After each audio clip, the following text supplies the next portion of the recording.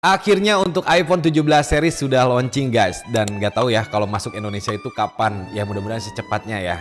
Gue juga udah nggak sabar pengen lihat fisik atau pengen lihat langsung untuk iPhone 17 seriesnya. Nah di sini gue bakal bahas poin-poin penting atau poin-poin menarik di iPhone 17 series.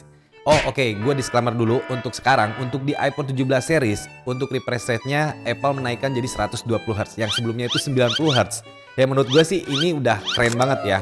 Ya, lu tahu sendiri ya, 90Hz juga dia tuh udah smooth banget. Apalagi udah ditaikin jadi 120Hz. Itu makin gokil ya, makin smooth banget cuy. Yang pertama yang gua bakal bahas itu iPhone 17 basic model. Secara umumnya, untuk desainnya itu mirip dengan iPhone 16 basic model cuy. Nah, lu bisa perhatiin untuk 17 basic dan iPhone 16 basic itu mirip banget ya. Tapi jelas secara spek unggul 17 basic ya. Nah untuk ukurannya naik jadi 6,3 inch. Dan untuk chipsetnya udah jelas ya, iPhone 17 basic ini dia tuh lebih unggul daripada iPhone 16 basic. Nah untuk iPhone 17 basic dia udah pakai Bionic 19 ya. Untuk masalah kameranya, kamera depan dia udah pakai 18 megapiksel. Yang ada perubahan bentuk sensornya yang sedikit kotak gitu. Ya seharusnya sih ini lebih bagus ya. Untuk kamera ultrawide-nya jadi 48 megapiksel dan makronya dia dibekali dengan 12 megapiksel. Nah untuk iPhone 17 basic segitu dulu ya. Lanjutnya nanti lah kalau semisal barangnya udah gua pegang gitu.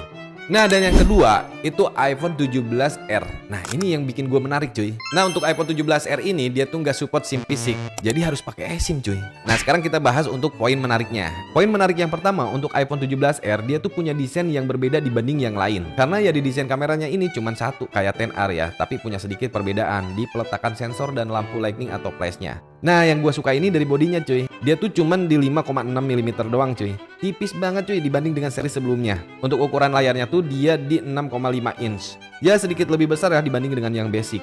Dan untuk chipsetnya dia pakai A19 Pro Bionic.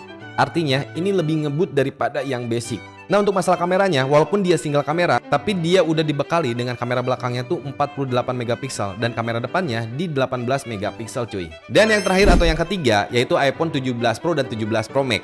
Ini nih yang bikin gua menarik ya. Warnanya tuh lucu ya. Dia tuh pakai ikoniknya yang warna orange cuy. Lu bisa lihat cuy, ini sih keren parah cuy.